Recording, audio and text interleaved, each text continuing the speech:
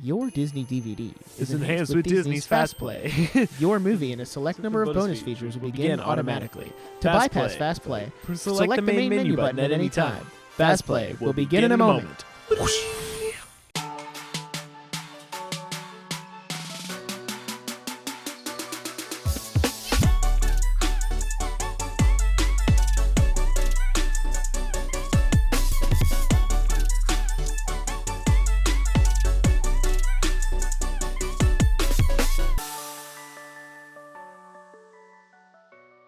Hello and welcome to the Nerdiest podcast, the show where nerds talk about nerdy things. On this episode, we're going to be talking about our top 10 Disney movies of all time. Yeah, we had to solidify the hundreds of Disney movies down to just our top 10, which is crazy. And we're also doing this because on the release day of this episode, October 16th, the Walt Disney Company turns 100 years old. It was founded October 16th, 1923. So I kind of fought for this episode because I wanted to do it on this day. Jackson was like, I don't know, should we do a top 10 Disney? I don't know if I could do it. And then, this is the hardest we've ever worked to put together a list. We did it together. 10. The hardest top 10 I've ever done on this show. It was I felt like I was choosing between my children. Movies were fighting tooth and nail, man. Dude, it's crazy. Because these are my childhood movies. And so it's which one is better? I don't know. It's crazy. So I will say, offering a stipulation, we'll do our weekly recap and stuff. Right. But the stipulation to the list was we could not include any Star Wars, Marvel, or Pixar because two of those, Star Wars and Marvel, are not Disney. They were acquired through acquisition. You could argue the same is true for Pixar because Disney bought out Pixar and now they own them. And I'm not going to sit here and say a Pixar movie isn't a Disney movie, but for the sake of this list, we didn't want to include Pixar because then half the list would be Pixar. It would. So we're talking about maybe Disney some movies. point down the road, we'll do a top 10 Pixar movies, top 10 Marvel movies.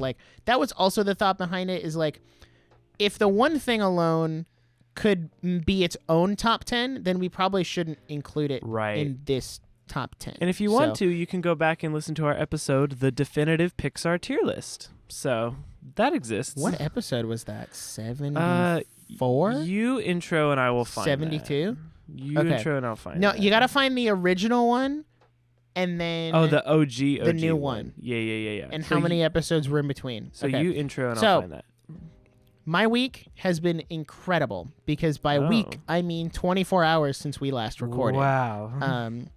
If you watched our Ahsoka episode, you'll know that my fall allergies were just a mess when we recorded that episode. And now, I kid you not, it's legitimately been one day, and I already look and feel so much better. Almost exactly 24 hours later.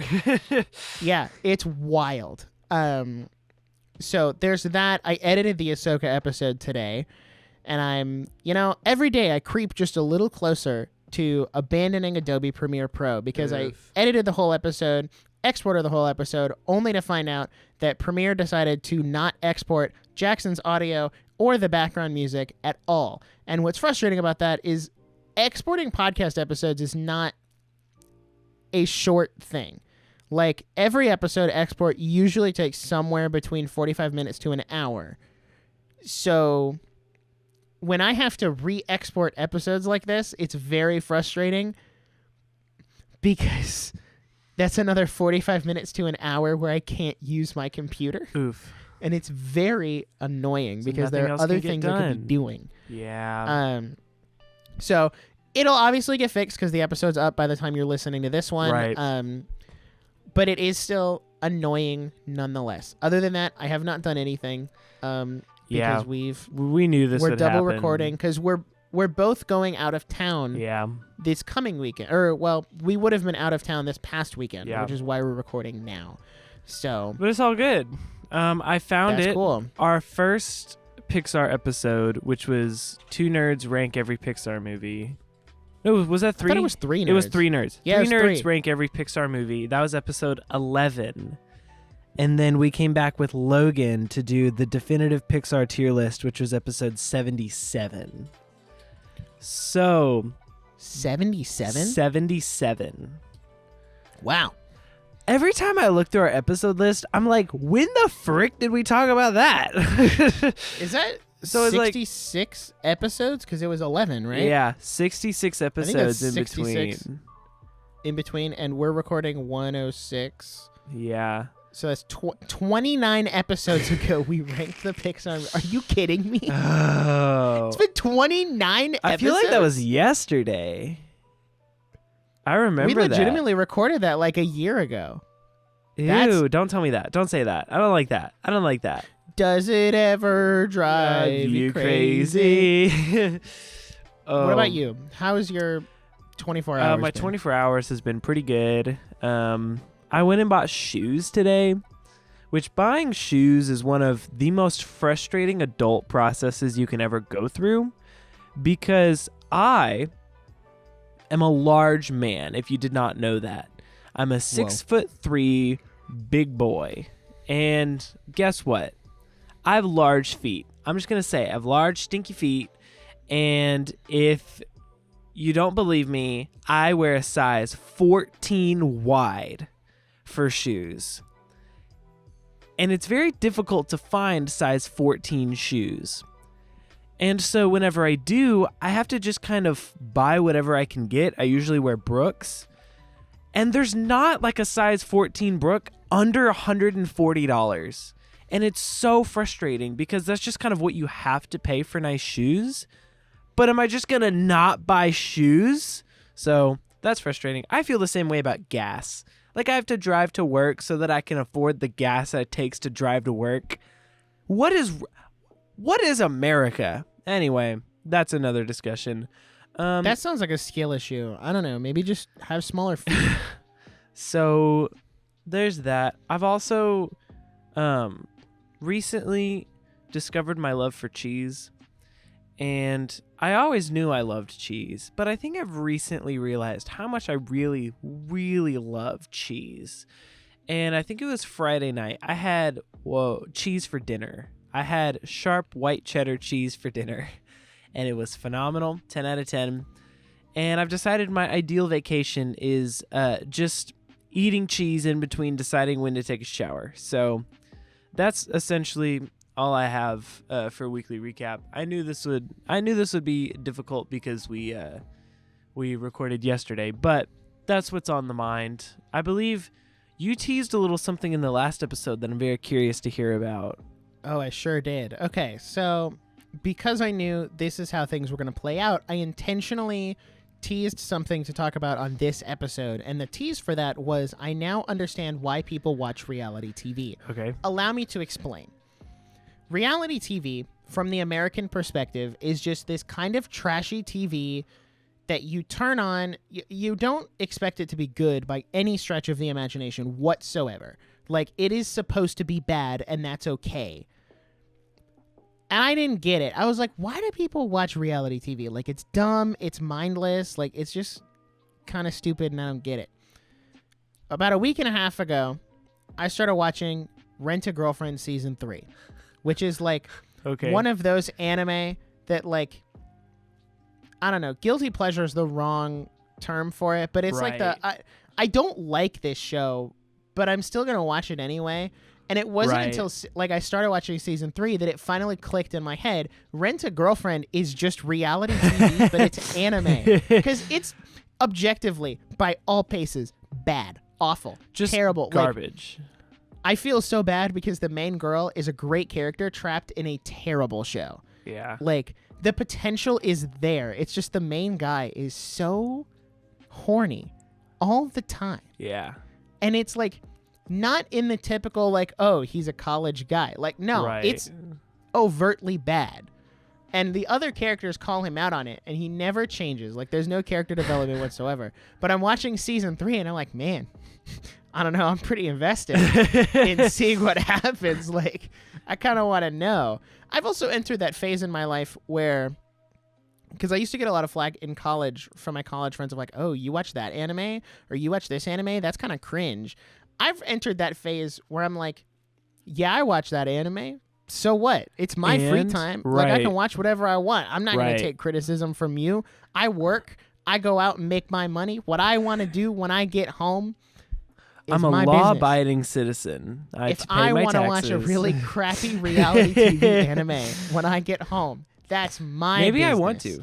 You see, here's the thing. Reality TV, not my fave, but also I have to stay away from it because I know how susceptible I am to it.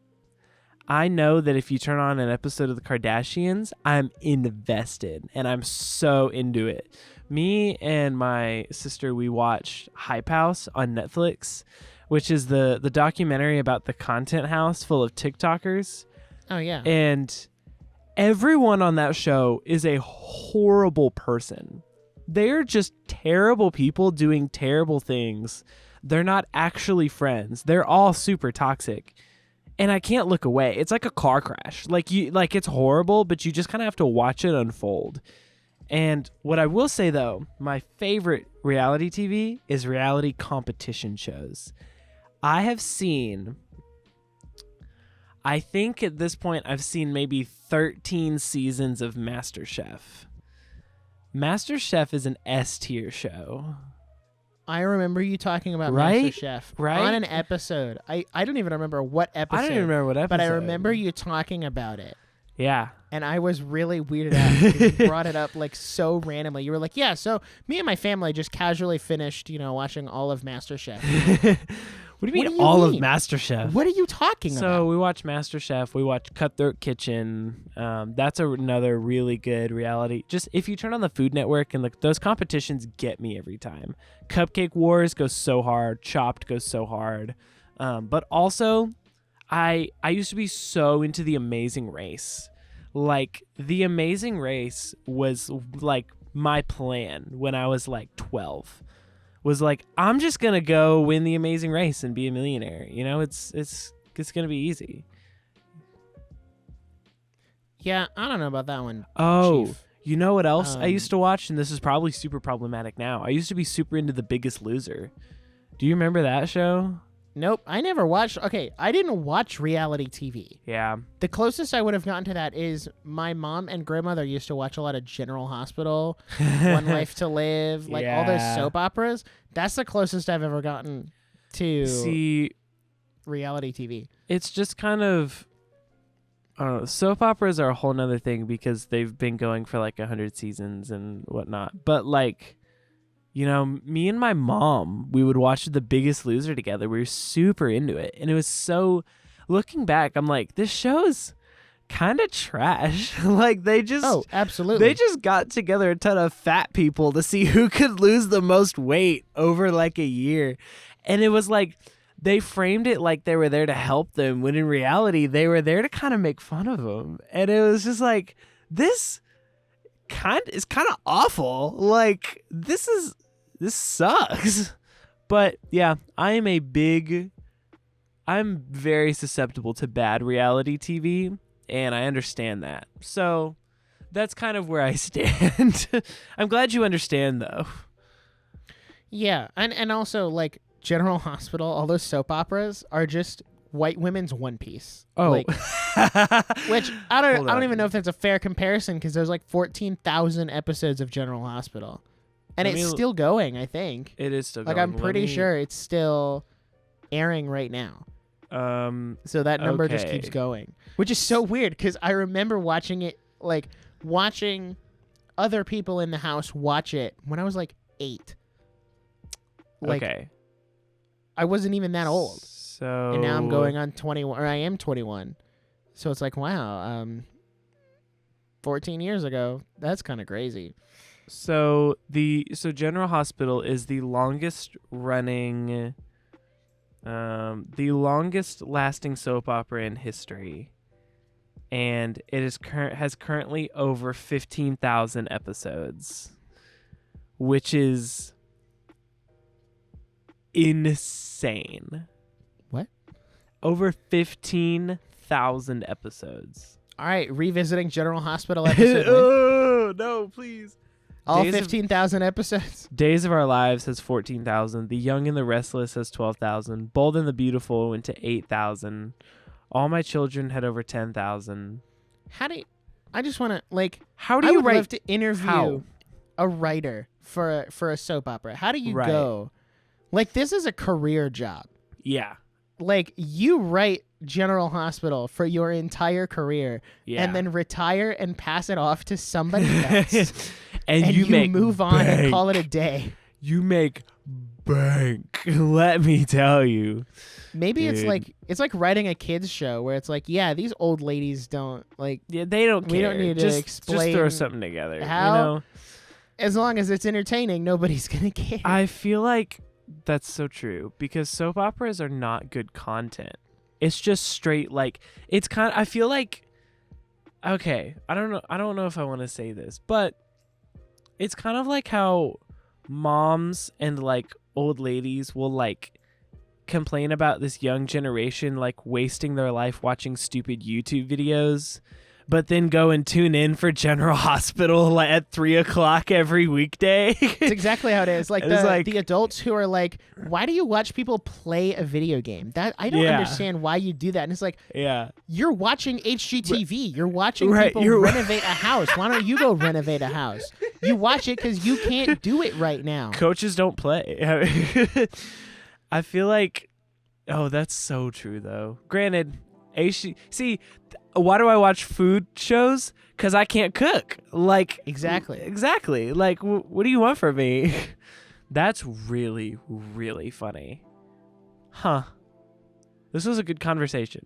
I know, right? I didn't think we were Oh. going to get a conversation this good out of an episode. I didn't think where we would. Didn't, you know. You know, I didn't think that was going to turn into that. I didn't expect to talk about soap operas today, but I'm glad we did. I'm glad we did, because now we put the General Hospital episode on the radar. Oh my gosh. Yeah, I'm not about that. That's We'd have to watch cool. 5,000 episodes to watch a third of General Hospital. Oh, That's so many episodes. that. See, let me think. Is 5,000. General Hospital on a streaming service? It's on. Is it on Hulu? I don't know. I'm gonna look at. They have like 61 seasons. 61 seasons. So say you're doing 15,000 episodes. I assume episodes are 30 minutes. I would assume so because it's cable TV. Yeah, it's cable TV. So Oh my gosh, Serialized has General Hospital 30 new episode on times- October 9th. 30 Shut times up. 50,000. So that's 450,000 minutes divided by 60. That's 7,500 hours of General Hospital. So Okay, we'll do so this- 7,500. Okay, so it is on Hulu. So this version of Serialized only has season 1 and then 30 through 61. Oh, okay.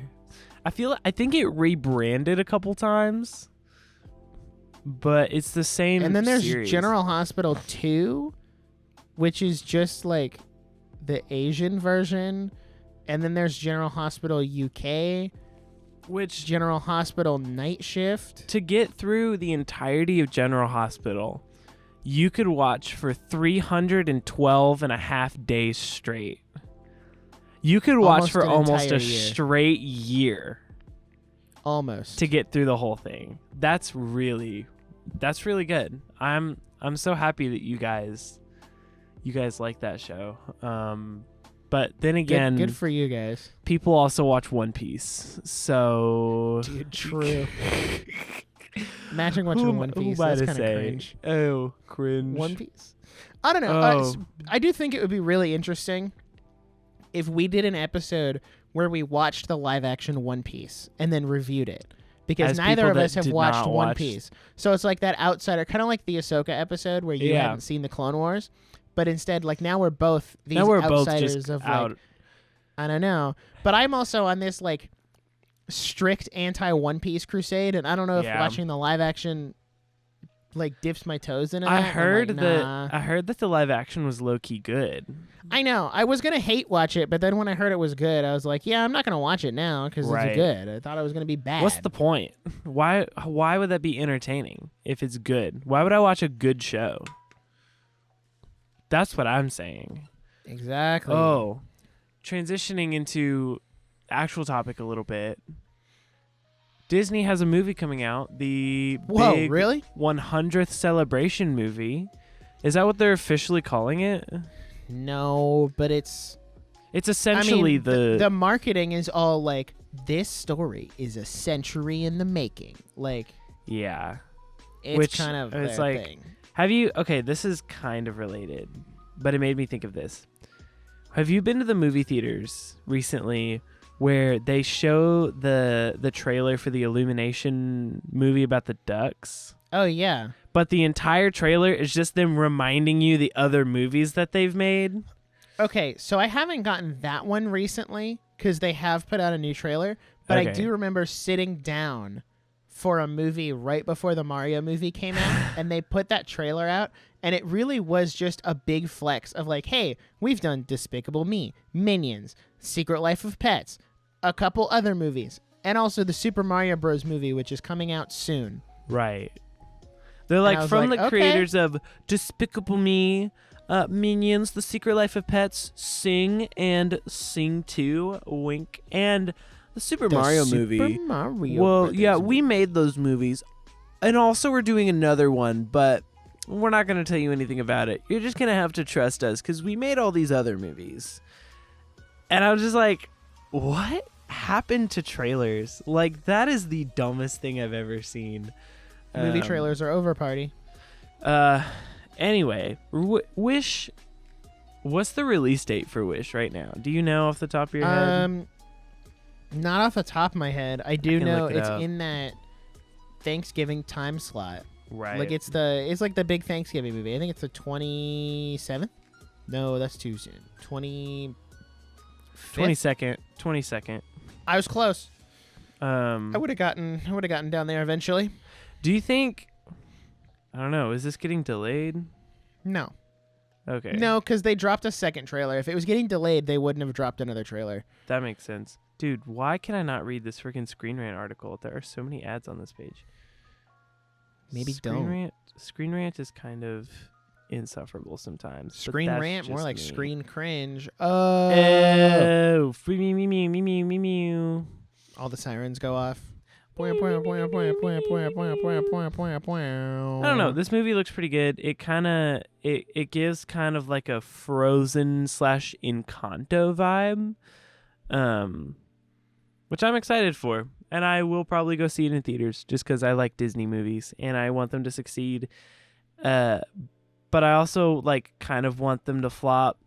I have a complicated relationship with Disney movies in 2023 because they made Me too. Strange World. But they also made like All of these great movies that we're about other to like talk really about. great movies, and so I'm just kind of like, part of me wants you to just fall flat on your face. Another part of me wants you to like have a redemptive third act, and so like, I don't know how to feel. See, here's the thing. So far, Wish looks really good. I'd also like to say, I hate Disney for the way they've named this movie. Because in order Wish. to search it, you like if you just search Wish, that doesn't do much for you. So if you Yeah. put Disney Wish in front of it, it brings up the cruise ship. Because the Disney Wish is a cruise ship that has predated this movie. So right. Google doesn't know what to put in the search. So you have to do like Disney Wish movie or Disney Wish 2023. And by Even that if point, you you're put checked out. 2023, yeah, they're like, I don't care. So you could Yeah. have done a little better on the SEO front. Yeah. But I watched the second trailer. It has all of the hallmarks of like that traditional Disney movie where the villain seems like he's actually a villain and not a weird manifestation of your life problems or an oddly abusive family member or just a toxic family member Right. or a weird twist villain who's not actually like, oh no, now he's the Mhm. villain. Like he's just a straight up villain. And I kind of like, I want them to go back that way because I feel like in a writing sense, we've gotten so overly complicated that there should also be some of that, like, just very plain and straightforward. Yeah, this guy's a Mhm. bad guy. And that's it. Why is he a bad guy? Because he's power mad or he's You know, just a bad guy. He bad. He bad though. So it has all of those hallmarks of like the traditional villain who has that Mhm. green, like lime green color scheme and the female protagonist with the, talking animal and the highly marketable sidekick who can sing, who's on a quest, It has all those hallmarks, but I do feel like it's going to come out, or we're going to hear more about it between now and November, and there's just going to be some weird, like, modern Disney twist, and I mean that in a bad way. In a bad like, there's way. going to be some political twist, or there's going to be some, like, agenda thrown in there. Because right now, it just feels too good to be true, because they have burned us on so many different movies that you just come to expect it. Mm-hmm. And you won't really know until the movie actually comes out. So yeah, that makes sense. I'm optimistic. I'm a little nervous. I'm hopeful. I want it to be good. I want to see Disney kind of go back, because there are a lot of talented people who work there, a lot of talented people who make stuff. And I know a lot of the stuff that people are turned off by comes more from, like, the corporate higher-ups kind of pushing it down on the creative people. Yeah. And I just, like you said, it's a complicated relationship where I want to see them succeed and I want to see them do these good things. But at the same time, Disney's kind of been the titan of the animation industry for the last 100 years. So maybe it's time for someone else to take that top spot, and Disney needs to be knocked down a couple pegs. So I don't know. I'll probably end up going to see it. I'm going to try to convince the whole family to go so I don't have to pay for it. I don't have my Regal Unlimited at the moment. Well, that's a good thing too, is like we don't get a lot of family movies to the theaters anymore. And so if this could be that, I would really appreciate it. But I also feel like Disney has gotten soft in the sense of they have the safety net of Disney Plus. And so if they know that if something doesn't do well in the theater, they can just toss it on Disney Plus a month later and it'll, like, people will watch it. And I don't. Poor Haunted Mansion. R.I.P. Haunted Mansion. That movie was too good to just throw on Disney Plus like that. Give my boy a Blu-ray release. Like, I mean, it's getting a Blu-ray release at the end of October because I have it saved on the Best Buy app. I'm trying to decide if I want to get the Blu-ray or the Steelbook. I'm not in love with how the Steelbook looks, but also it's a Steelbook. So I went to Target today, and the DVD section got even smaller, and it's been deducted to a single shelf, and it makes me so freaking sad. That's kind of how Best Buy is. They have one floating island, and that's it. I think the one here actually still has a pretty big DVD collection. But we're getting to a point where, like, DVDs are going to be an online-only thing. And it's very stupid and frustrating, and I don't like that. But we ball, I guess, We ballin'. We ball, though. So, anything else before we get into our top 10 Disney movies of all time? I don't think so. I think we should go ahead and get in the list. I do want to note, this is the first time we've ever done a top 10. This is a top 10. We usually only do top 5. Yeah, because of time. But I was like, nah, we got to do top 10. Oh, of course. Because back then we were also, like, petrified of going over an hour and a half. Yeah. And now, like, post episode 100, we haven't recorded an episode under an hour and a half. Yeah. And I don't suspect this one to be any different. No, I think it'll be okay. I think we can do it. Because we built both of our lists in Letterboxd, which, as we mentioned before, this was the hardest. Oh my gosh, it was brutal. So hard. Yeah, especially, and it wasn't even like my top 5 was pretty solid. It was 6 through 10 that I had the hardest time with figuring out where everything was going to go. I know we both have a couple controversial things on our list. I do. So this is going to be very interesting. Would you like to start with your number 10? Yes, I will start with my number 10. Number 10 is The Lion King, the original. The original animated? Yes. God forsake the live action one. Just, I don't know. There's a special place in hell for the live action Lion King. We love the Jon original, Favreau. I mean, it's just a classic. I think it's a really good movie. I don't know if Jackson wants to talk about it. You talk first, and then I'll give my Lion King spiel. I like The Lion King. I grew up with it. The songs are iconic. Scar is one of my favorite Disney villains just because he does have that very like, oh, I'm evil, but I'm also kind of smart. Like he's got that very like mustache twirling villain type aesthetic, and I really love it. The songs are iconic. I think Artie said that. And yeah, it's one of those that I really enjoy, and I just grew up with. I also, this is really obscure. I remember on my Lion King DVD going to disc 2, which was blue, and it had like Timon and Pumbaa's Jungle Safari as a DVD game. Yes. And like you could use the remote to choose all the different things. Dude. And I legitimately would go through that multiple times and do like every ending. Can somebody put that on a game tracking app so I can mark it as 100%? Dude. Because I 100% of the crap. Whatever happened to DVD menu games? That was a lost art, truly. I know, right? Well, all right, your turn. Not to out myself, I don't like The Lion King, and that is probably one of my hottest takes of all time. But it's not for me. I have seen it a lot. I grew up on it, and I think the music is incredible. I love the music. I just don't enjoy watching The Lion King. I couldn't really tell you why. I don't like the story. I don't think it's interesting, and I really like the music. But other than that, it's nothing special to me.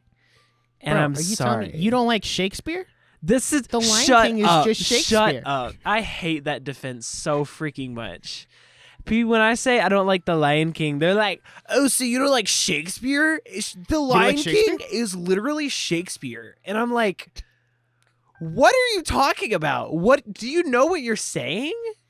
What do you mean by that? What? Lion King is Shakespeare? Like I see the like the comparison of like the story structure, but also like maybe I don't like Shakespeare. Like who are you to think I like I'm supposed to like Shakespeare and The Lion King? Like what is this? I thought this was America. What, you're just a Shakespeare hater? I get it. I guess you just hate Shakespeare then. Maybe I do. Okay. I guess you're just a little bit uncultured. Lame. So Cringe. ready for my number 10? Ready for a real number 10? All right. Sure. Ready? Number 10, best Disney movie of all time, Nicolas Cage in National Treasure.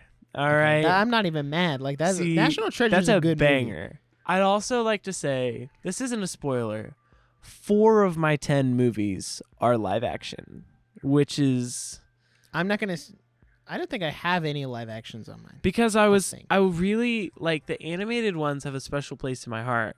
But I also feel like a lot of the live-action Disney movies go underappreciated.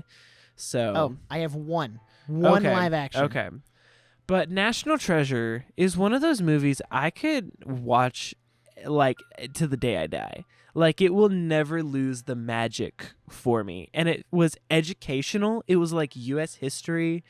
It was the first Nicolas Cage movie I'd ever seen, and I was like, "Whoa, he's so cool!" And like the whole like Declaration of Independence stuff, and all of it is real. Like all the security that they talk about, that's real stuff, and it's like espionage, but it's family friendly, and it was educational, and that's why my mom liked that we were watching it. And I really, really love this movie, and I still enjoy it today. So National Treasure is my number 10.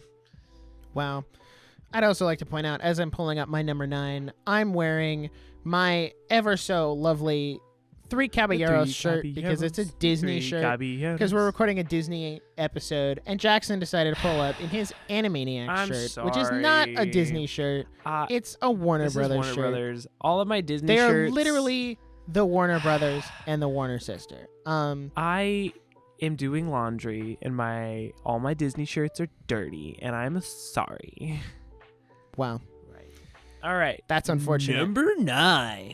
Number 9 is Aladdin. Ooh. Which animated is another animated. Yes, animated. I'll be completely transparent with everyone. My bottom 2, so number 9 and number 10, are just kind of on here. Aladdin is great, but I also I think I've watched it all the way through 3 times across my entire childhood. Jafar is another villain I really like. But it was just when I got down to 9 and 10, I have like my honorable mentions 11 and 12. I didn't want to switch them out because I didn't think they were better than The Lion King and Aladdin, but I also didn't have anything else to put there. So not to disparage Aladdin, it is a great movie. I love it. I think Aladdin, top tier character. Robin Williams as the genie. Phenomenal. Absolutely phenomenal. Iconic performance. Yeah. The songs are kind of okay. I think Friend Like Me is really the only 10 out of 10. memorable song from that movie. Arabian Nights. Arabian Nights. I personally, I can show you the world. Aside from Friend Like Me, Shine I think the live action Aladdin has better music. I like all of the music when from. was the last time you let your heart decide? You're really throwing me Oh, off. new world. That's a banger. And then we got DMCA. Yeah, I'm not saying it's not a banger. Yeah. I'm just saying I personally like all of the live action music better than the animated one. Okay. Except for Friend Like Me. That's the one exception to the rule. Well, that just shows Robin Williams and how good he was. Like, know, right? They totally would have gotten Robin Williams for the live action genie if he was still would have alive. done it. He would have done it wholeheartedly. That is a perfect character for him, truly. And I think the new one, Will Smith, did a good job because he did what needed to be done, which was not try to redo what Robin Williams did, but make it new, but still like he had like the swag that like made it different and fun, but wasn't like, hey, we're trying to be Robin Williams, because no one but Robin Williams can be Robin Williams. So that's what I'll say. Number 9 on my top 10 Disney list. I don't know if this is a shock or if it's a hot take or what, but this is a movie I've just always connected with very much, and that is Moana. And wow. Yeah, Okay. yeah. I think here's what I think. The soundtrack of Moana, no skips. There are no skips on the Moana soundtrack. Tell me I'm wrong. I don't think you're wrong. See, I'm the kind of person where it's like, if I'm in the mood to listen to the Moana soundtrack, then no, there's no skips. Right. But if I'm like, if I turn it on right now, there'd be a couple skips to get to the songs I like. Right. Well, I think Moana was one of the first animated movies I saw that made me realize how impressive animation can be, just because of the water and like the creative use of like Maui's tattoos and like how some of it was hand drawn, and the music. I was really in love with the music. And you can be like, you can come at me and say like, oh, it's just Lin-Manuel Miranda garbage, like whatever. But like, I would argue 14-year-old that's the last good thing Lin-Manuel Miranda has done. Now, granted, like after that, he slowly started turning into the villain. He's been pretty downhill since then. I don't know if you guys saw the live action Little Mermaid and listened to Scuttlebutt by Aquafina, but my man is trolling at this point. Like he's got his Hamilton money. He is content to retire and Tick, do Tick, nothing Boom ever is good. again. Tick Tick Boom is really good. Okay, yeah, actually, you're right. Yeah, that is good. That is good. But Moana, the animation captured me. The story was very heartfelt. The music was incredible. The casting was pretty perfect.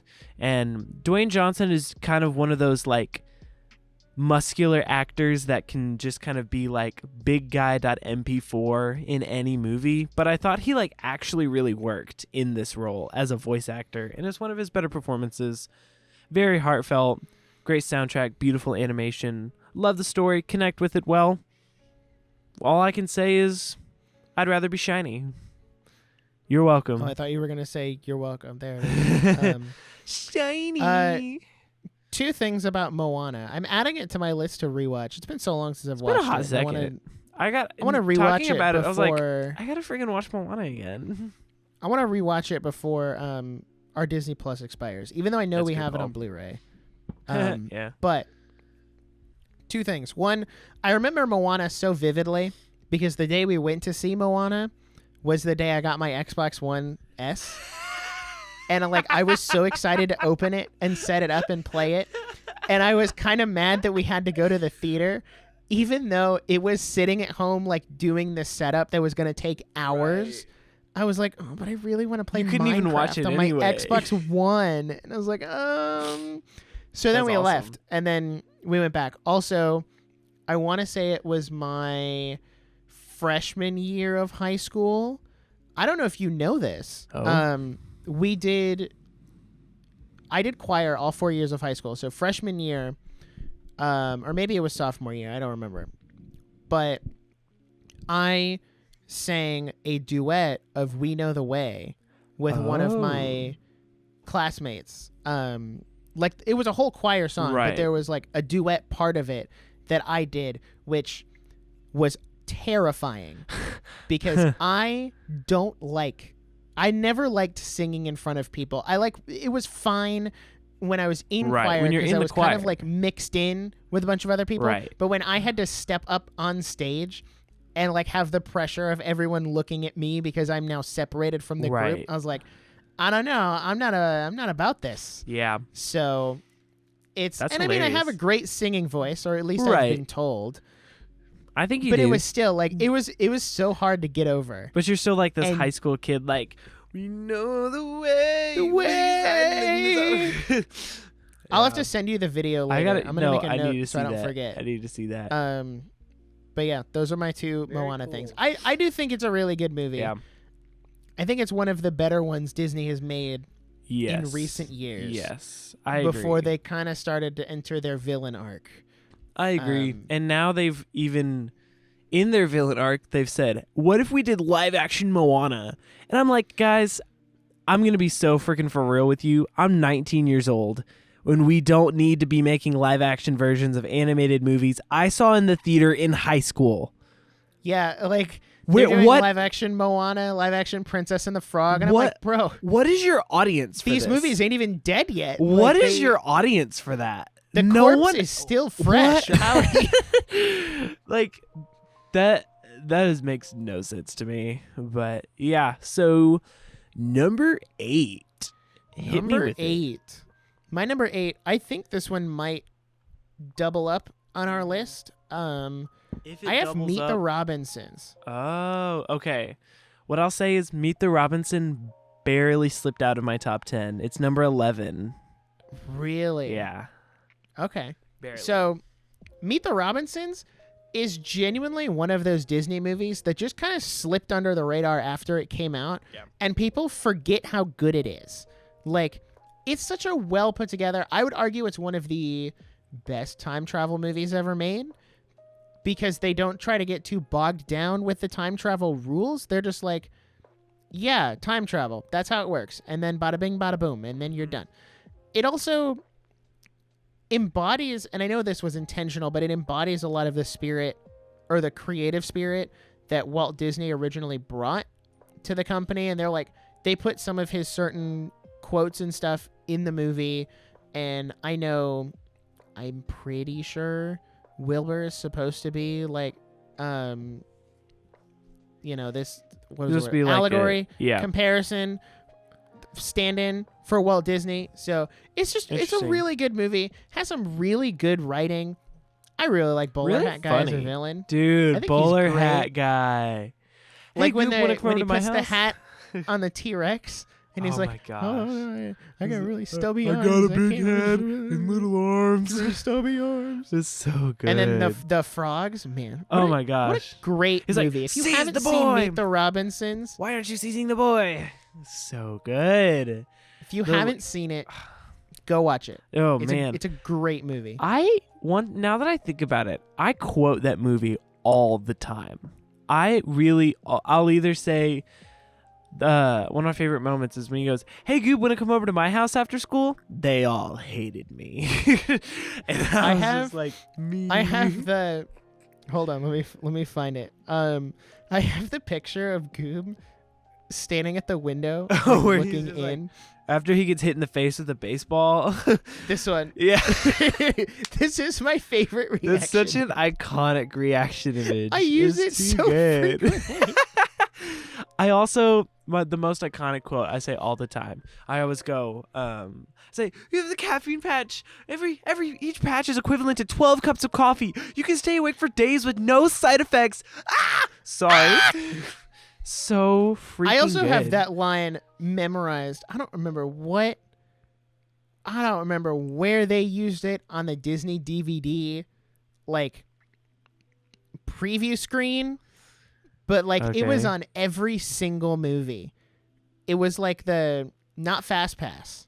Oh, or not Fast Disney Fast Play, Fast Play. or like the where are we going to the future? Is that the one you're thinking about? Yeah, it was one. I don't remember if it was the trailer for the movie or if it was for something else, but they played that clip incessantly. It may have been Disney All and that's Access. why it's stuck in my head. Was it the All Access? That's what it was. Yeah. That's what it was. It was the All Access. Which was OG Man. Disney Plus, when it was like a big deal to like watch movies on your phone. Your Disney DVD is enhanced with Disney's Fast Play. Your movie and a select number of bonus features will begin automatically. To bypass Fast Play, select the main menu button at any time. Fast Play will begin in a moment. And in like the moment of trying to find the remote, like right when it's like Fast Play will begin momentarily, you're like fumbling around for You're the like, remote, even though it was no. right next to you on the couch. You can't find it. You're like, which and is then Fast Play starts, and you're like, well, we're already here, so. Which is so funny because Fast Play was like so much freaking slower. It was just their secret way to make you think that it was slow, or to make you think it was faster, when in reality it was just so that you would watch all the trailers. So and then it would bypass the main menu. It would the main menu and just start the movie. Yeah. Do you remember they used to put like Disney, like the Fast Play logo in the bottom left corner of every Disney DVD? Yes. Like it was a big feature that you had to have. It was a big deal. Yeah. The PR team worked hard on that one. Disney Movie Insiders. Were you ever a part of that? I wanted to so bad. My mom would not I was a let part us. of that. And I got so much cool stuff. So like this poster behind me, I have a poster bigger than that is from Age of Ultron and The Last Jedi that I got for free from Disney Movie Insiders. They used to have a lot of really good posters on there. Interesting. I wanted to be a part of it. I have a ton of posters that I got from My them. mom never let us. So that's kind of, I mean, your mom's really cool, but that's kind of cringe. That's an L. But also one of your mom's rare L's. Rare mom L. All right, number 8. Ready? Hit me with I don't know if you've seen this one, honestly. This is the only DCOM I let myself Oh, put no, on I here. haven't seen it. This I is remember the you only mentioning this. Disney Channel original movie on this list.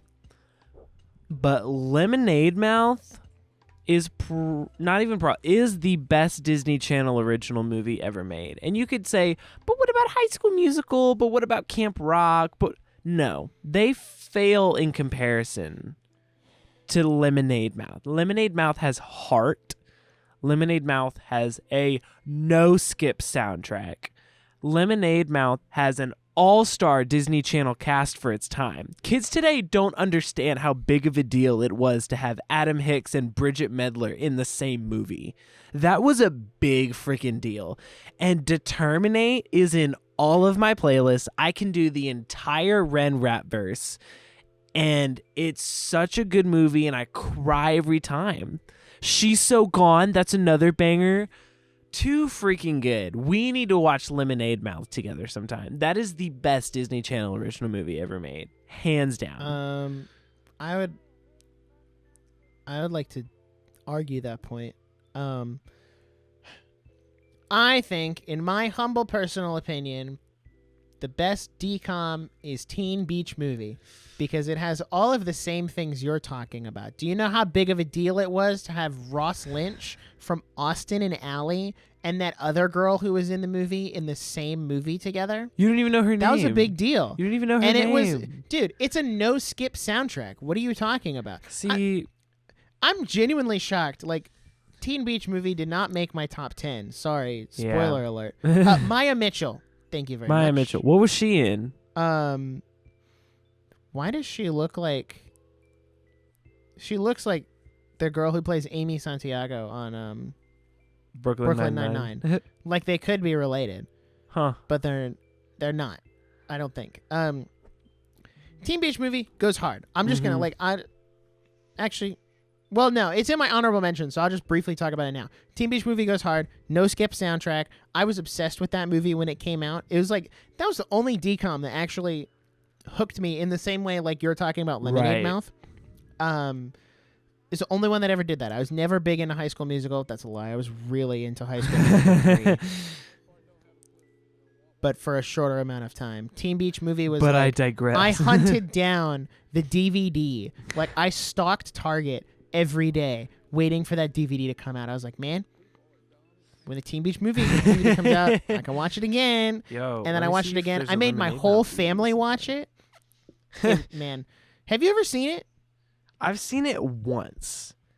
I watched it one time at an event because they played it at an event. And I was kind of like, I knew it was a big deal that I'd never seen it. And I was like, oh, okay, we're going to watch it. And I was like, this is good. It's a good movie, but it's nothing compared to Lemonade Mouth. All right. Well, we can all have our own opinions. I've got to see if there's a Lemonade Mouth DVD. There is. Is there a Blu-ray? Gosh.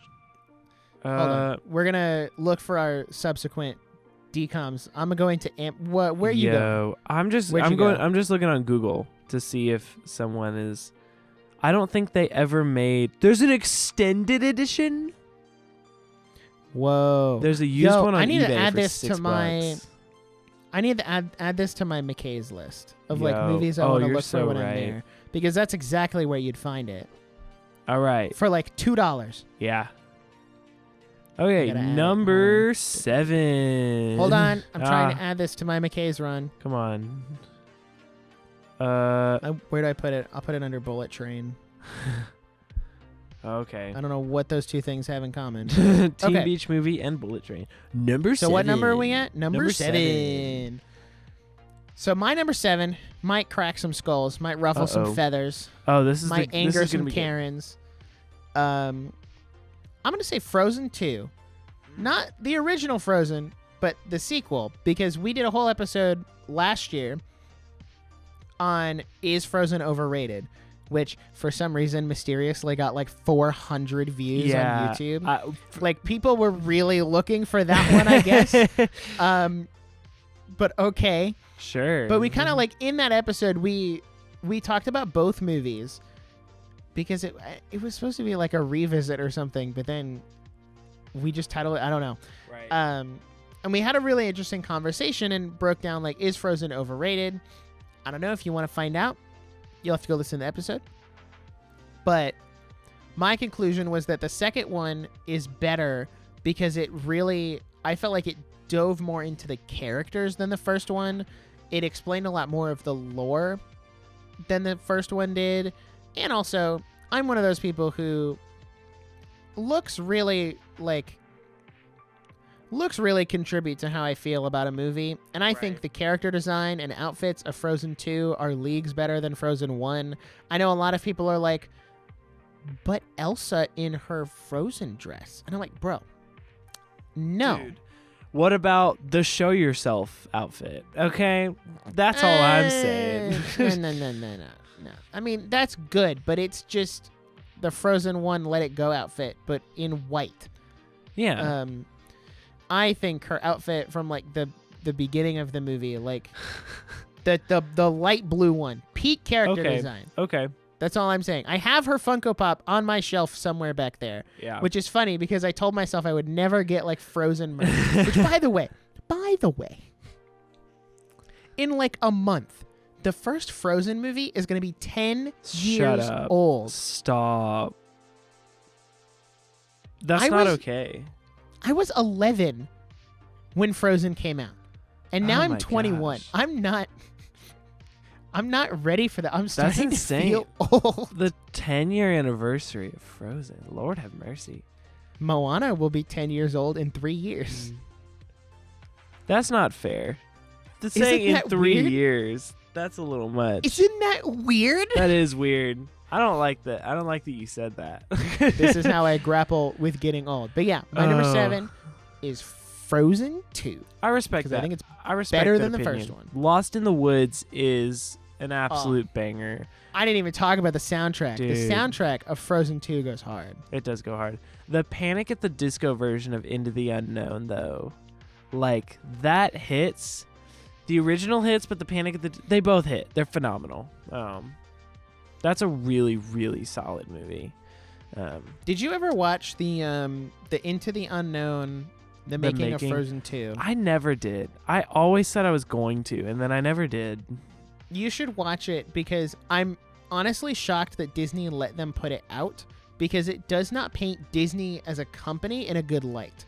Because they talk about a lot of the crunch and the fact that the director and like all of the lead people kept asking for a delay, and Disney said no because they really wanted that November 2019 spot. And there was stuff like, I think Show Yourself wasn't finalized until like 3 months before the movie came out. Yeah. And it's like, that's a little late in the process because you're already marketing this movie. Right. And you don't have like your big show-stopping song done. Yeah. So I don't know. It was a really interesting documentary that does not paint Disney in a good light. That's my favorite. Why I was shocked that they released it. The Imagineering story. Disney's is the type of company where they like, oh, you're speaking bad about us in our documentary? Sorry. Sorry. That doesn't get to air. Bye-bye contract. The Imagineering Adios. story is the same way. That's why I love it so much. Best documentary I've ever seen. True. But yeah. My favorite Disney movie is The Imagineering Story. Thank you for listening. Number 7.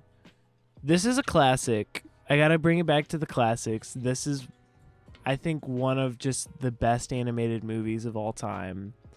And it's the original animated Robin Hood. It is so cozy. It's so iconic. It has great writing, great characters, and has that like the old animation look. So good. I mean, what else can I say? Like, it's just good. It's a great story. The characters are great. The animation is just beautiful. I really appreciate the artistry that went into it, especially because it was a hand-drawn movie. And it's low-key hilarious. I wholeheartedly believe that movie is really funny. And also, Robin Hood and Little John walking through the forest. What a song. Like that. Truly. That is peak music. We peaked with music with that one. But that's kind of all I have. I don't have like extensive for that one. I just think it's a banger. I watched it again this year and I was kind of shocked with like how good it is. I was not expecting it to go that hard. And I was like, man, I'm really enjoying this. This is really solid. Yeah. So, yeah, I don't have much to add on that don't either. Sleep on the really old animated movies. They go hard. Oh, so number 6. Number 6. Hit me with it. Can you go first on this one? Okay. Can you go first? Sure. Sure. I'm not backing down from my pick. I just want to put off talking about it as long as possible because I feel like I'm going to say it and people are going to tune out. Like, I'm going to look at the retention and as soon as I say it, it's just going to bam, hit 0. Dang. Nobody listened to the episode after that. Okay. So I'd like to preserve it for as long as possible. So my number 6, and you listen, when I was putting together this list, I had to, in a sense, stop myself from caring what other people thought. Because I was like, this is my top 10 list. This isn't top 10 best. This is what I enjoy the most. These are my most enjoyed Disney movies. And so my number 6 is Frozen, the first Frozen. Oh, and that's cool. I think the second Frozen is objectively better. Like, the story is cleaner, this and that. But the first Frozen hits so hard for me every year, and I watch it every year. I watch it all the freaking time. The soundtrack, no skips. I know every word to every song. And it's almost 10 years old, which is wild. And my favorite Frozen story that I have is growing up. I just really like this movie, and it was funny because I was like, why do I really like this princess movie so much? But it's more than that. Like, it's so much more. And my favorite Frozen story is that I would put the DVD in my computer and let it play in the background while I like played Minecraft and stuff. And I would just listen to the movie. Like, I didn't even watch it. I would just let it play on like the media player on the computer and just listen to it while I played. Because That's crazy. Really cool. I was such a cool guy. But yeah, number 6 is Frozen. I am literally Kristoff, and Kristoff and Anna supremacy for life. So False. that's all I gotta say. Flynn and That's all I Rapunzel. gotta say. Hey, we did a YouTube community poll, and the community said Flynn and Rapunzel. So According to the masses, democracy is real. You're wrong. Did it though? So Did it though? I don't know what to tell you. Did buddy. it though? I don't know. I will say, about that. Frozen Are you sure is about one that? of those movies. Frozen 1, I think another reason I like Frozen 2 more than Frozen 1 is because I was able to watch Frozen 2 of my own volition. Whereas Yeah, Frozen you're 1 right. came out in 2013. My sister was 3. So that was like her thing. I also had a cousin who was around the same age as my sister, and they both were like, oh my gosh, we're gonna watch Frozen and get all the dolls and all the stuff. And I remember watching it and coming home and legitimately going, who wins in a fight? Elsa from Frozen or Zane from Ninjago? Between the ice users, That's good. who's gonna win? That's good. So it was what, like, we listened to the soundtrack. We had the soundtrack on CD. CD. This was like right before we started doing like like music Spotify streaming? and Pandora Yeah. and stuff.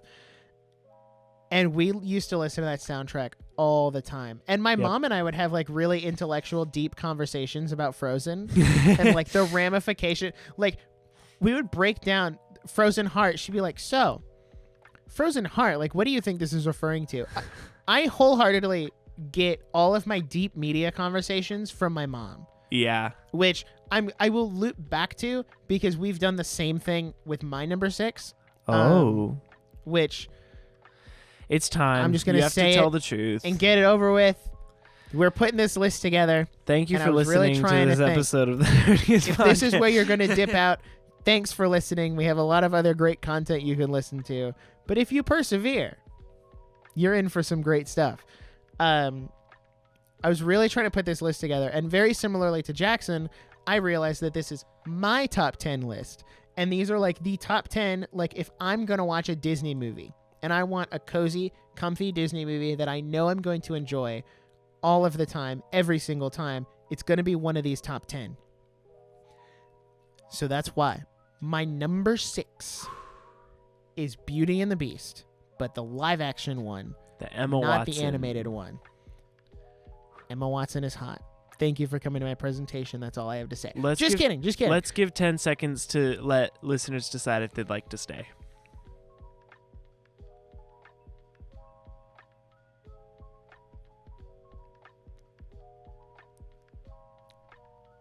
That was the longest 10 seconds All right. of my life. If you're still here, Nick, please tell us why live action Beauty and the Beast.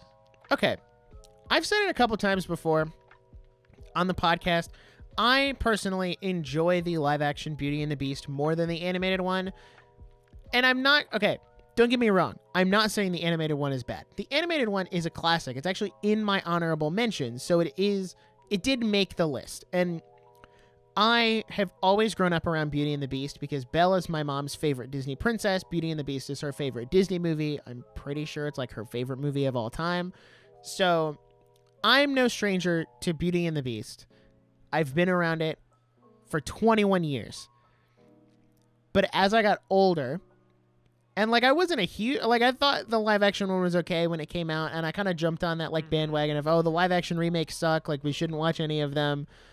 And then I rewatched the animated Beauty and the Beast last year, and I watched the live action one this year. And having watched them so close together, what I liked about the live action one is they made it longer, which is a good thing because Beauty and the Beast, the animated one, feels really short when you watch it.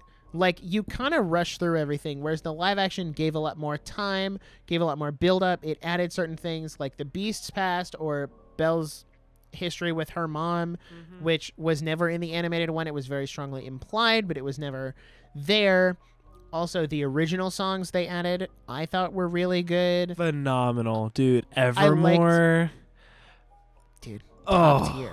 Oh, S tier. I also will say I like the renditions of the old songs in this movie. It's just something like, it's just a preference thing. If you turn on the animated one, I'm not going to be like, oh, turn this garbage off. I want to watch the live action one. I will watch either of them. Right. When it comes down to it, I just personally prefer the live action to the animated one. But I'm never going to decry the animated one, because without the animated one, there would be no live action. Right. So, and it is a classic. Honestly, between the two, I prefer the Enchanted Christmas. That's just my personal opinion. So true. How did we forget about that? To the wall. Wow. It's so good. They can't fall in love if they're dead. Dead. It was just so freaking good. No, honestly, I do think you need to watch the live action Cinderella, which is the only one not on Disney Plus. It's so weird. I own it. I've been meaning to watch that one forever because I've heard it's like the best one because it was the first one. And so like I just have been meaning to watch it forever and I just haven't gotten to it. But I hate to interrupt you. Go ahead. I was looking at pictures of like the live action remakes for a community tab poll. Right. And I looked up Cinderella, and I can only say this because I'm single, right? Sure. I forgot how absolutely drop dead gorgeous the actress who plays Cinderella is. Like, I was stunned. I was like, whoa. Wow. Whoa. And it was weird because it wasn't like, oh, everybody knows Emma Watson. Right. Like, I don't know who that actress is who played Cinderella. And I was like, man, you guys really found a diamond in the rough here. Anyway, that's all I have to say. Oh my gosh. Okay. So yeah, man, Beauty and the Beast, I honestly kind of agree. I saw the Beauty and the Beast live action in the theater. And it was like my whole family saw it. And I sat next to my mom and we were both kind of like looking over at each other like, isn't this like shockingly good? Like you can have your opinions about it if you like. I agree. I'm not going to say the animated one is bad because it's not. It's a beautiful classic for a reason. And, you know, I like them both. Essentially, I pretty much wholeheartedly agree. I will watch the live action one over the animated one, if that makes sense. So, good number 6. I did 2 in a row. Now it's your turn. Ready for number 5? Number 5. All right, we're back to slightly less controversial takes. All right, number 5 is The Princess and the Frog. I feel like people sleep on this movie. Good opinion. Like, I know everyone's like, oh, we love Tiana. She's the first black princess. Like, we love her, blah, blah, blah. And I'm like, yeah, but you guys don't show up. Like, yeah. You guys say you love this movie, and you say you love Tiana, but then they do stuff, and nobody shows up. Like, what is this, like, lip service for Princess and the Frog? I need to see it. So, like, when the Princess and the Frog ride opens at Magic Kingdom, I better see long lines for that ride. Because Splash Mountain, think what you will about the source material. Splash Mountain as a ride was perfectly fine. Right? I'm not mad that they're, doing Princess and the Frog. I think it's great because Princess and the Frog is underutilized. This is like the point I'm trying to make, is that they're doing something big for Tiana. So you guys better show up. Yeah. And ride the ride and eat the food. And when they're doing like a 2D animated series for Disney Plus, when that show comes out, y'all better watch it on Disney Plus. Yeah. Like, you gotta show up. I will say, in terms of like Disney villains, Dr. Fossier, dude, is top 3. Goated. which might be like blasphemy because there's a lot of good Disney villains. Yeah. But he's like the perfect embodiment Dude. of the conniving, manipulative, sketchy guy who's evil. Just and evil. He's in it for himself. Like he's just Right. Also, There's no friends redeeming on the other factor. side. Dude. Come on, boy. Top Shake my t- hand. That is the Are you best ready? Disney villain song. Iconic. To this day, Iconic. I will die on that hill. So good. I also really like the dynamic between Naveen and Tiana. I think that whole relationship was built up very well. In comparison to like some of the other Disney princess movies where it's like Ariel's in love with Eric because he's a guy. Right. And that's it. Or like Sleeping Beauty's in love with Philip because he's a guy. Right. And it was like, I don't know, there's like, if you break down the Disney princesses, it's a pretty clean half split of like, they're in love with him because he's a guy. And then the other ones are like, well, he's actually like a really nice, he's a kind person. He has personality. Like, those are the half on the list that I actually kind of like. Because it's like Jasmine, Belle, Rapunzel, Tiana, like all of those are like, yeah, you know, they grow and they like go on that adventure as frogs. It was also a great twist on like the Princess and the Frog story, Right. which I think is what Disney is known for, is doing these movies but adding a little twist. Like they're Those putting their own little classic fairy spin on it. tales. You know? Yeah. I agree. I can respect that opinion. I'm excited for the ride. So that's going to be good. It's also the last 2D animated Disney movie. Single tier. Did you see Dang. they had the opportunity to make Wish a fully 2D animated movie and they chose not to? Ew. It was a choice. I don't like that. I think that was a bad choice. Yeah. But, you know, we ball. Number 5 for me, this is the last live action movie on my list. And if you think that we're talking about Disney movies and I don't bring up a Pirates of the Caribbean movie, you're crazy. Number broke 5 top for me. 5? Top 5. Listen. Pirates of the Caribbean at World's End, I think, is the best Pirates of the Caribbean movie. Now, I mainly put this here to encompass Pirates as a whole, because I couldn't just be like all the Pirates of the Caribbean movies, because they're like a continuous story, so you have to, you know, I want all of them deserve the spot.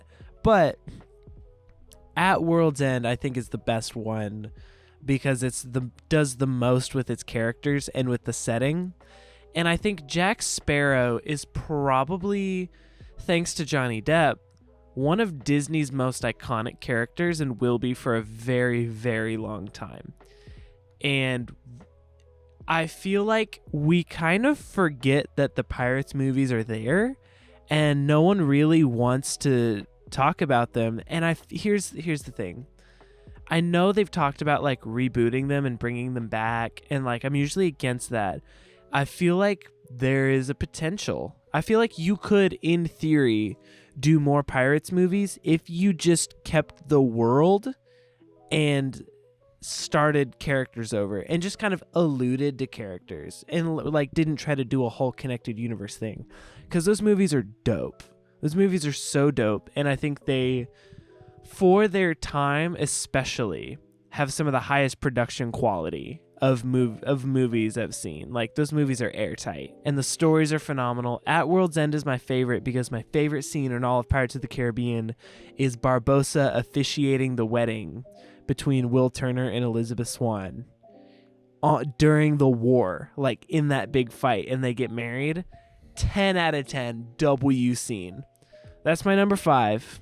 Pirates of the Caribbean at World's End. I want to say, Pirates of the Caribbean, we revisited that last year because I had only seen the first and the 5th one. Yeah. And honestly, because I have At World's End in my honorable mentions, I think At World's End is definitely the best out of all 5 because, and honestly speaking, that first trilogy is the best of any of them, like of the Truly. entire franchise. Truly. The other two are kind of like there. Yeah. No, you're right. But what I do think is very interesting is, like you said, they have this really high production quality and the VFX look really good, but they also did a lot of stuff practically, which I think is why they still hold up to this day. Like, it just had that early 2000s movie look that is very hard to accomplish today because we've gotten so caught up in, oh, we can just do it in CGI and make it look cool later. I also think it's definitively the best Disney movie ever based on a ride, because yes, a lot of people, I think, tend to forget that Pirates of the Caribbean is based on the ride, not the other way around. right. And then they threw Jack Sparrow into the ride when the movies got popular.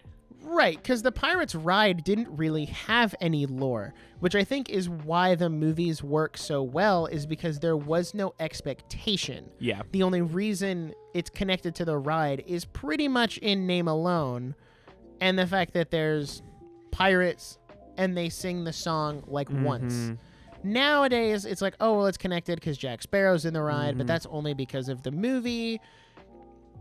And I think that's where some of the other ride movies like Jungle Cruise and Haunted Mansion, despite them both being really good movies, kind of fall short, is because those rides have lore. Right. Now you have this built-in expectation of what you expect out of the movie as a fan of the ride. Yeah, that makes sense. Which is why the Tower of Terror movie that's upcoming could kind of go either way. Right. Because the lore of that ride is Twilight Zone related, and they could have the opportunity to do something original. Right. But I don't know. That's a conversation for a different day. Pirates of the Caribbean, That's interesting. very well put together. Very good movies. And if you haven't watched them, they are 100% worth watching. Wholeheartedly. I watched them growing up, but I watched them for the first time as an adult when we revisited it recently, and it was just like 10 out of 10. Absolutely phenomenal. But yeah, hit me with a number 5. Or did That we was already? my number 5. We already You did your number number 4? 5. You're right. Hit me with a All number right. 4. Number 4. Another banger. Another classic. Okay. Which, Okay. I don't know why, but I sometimes lump this in with the Pixar movies, which is weird because this movie predates Pixar pretty much, except for maybe 2 or 3 movies. Lilo and Stitch. Okay. It's another one of those movies. I just grew up with that movie. Yeah. I remember watching it on DVD. I had all of like the Stitch merch. I had to stop watching the movie because my mom said I started acting a little too much like Stitch. So I needed to have that influence taken out of my life. I'm so sorry. But it's also like a really solid Disney movie. I think it's one of the best movies they've ever made. Because see, Agreed. now that we're getting into the top 5, I would argue these are some of Disney's best movies objectively. Yes. Like, Agreed. 6 through 10 was like, oh yeah, I really like these movies, and they're good movies, but I don't know, are Right. they Disney's best? Now, I can definitively say for all of these movies, Yes. like the other 3 still on the list, are Disney's best Yeah. in their entirety. So, Right. Lilo and Stitch has this really, I don't know, just a great story. It does not, like, the music is good, but that's because it's Elvis music. And Right. like, Of course. of course, Elvis is good. Like, duh. It's also like Hawaii is such a very interesting setting for a movie. Right. And like you can tell they did all of their, research and homework to make it a very authentically Hawaiian movie, which is why Elvis was in the movie, or the Elvis music was in the movie, because Elvis was very big in Hawaii. So that's another thing that kind of set Disney apart from other studios, is that they would do their homework. They would go to all these different countries that they wanted to make movies on, and they would interact with the culture and figure out, like, what are the ins and outs that only someone in this culture would know, even if the people making the movie were not specifically Hawaiian. Like, they went and asked Hawaiians, what are things we, as non-Hawaiians, should know if we're making a movie set here? So all of those things. The Lilo and Stitch lore is kind of cool. I'm not a huge fan of like the subsequent sequel movies. I did really like the TV show though. That was on Disney Channel. Not the new one. Not the new one. The old one. where it was essentially just Disney Pokemon. That's all Lilo and Stitch is it's Disney Pokemon. No, you're Like, kind of right. there are these monsters that are in these little balls that you can let them out, and then now they're wreaking havoc, and you gotta like tame them or whatever, and give them assign them to a person, like Pokemon, where you assign them to a trainer, and now they're like normal.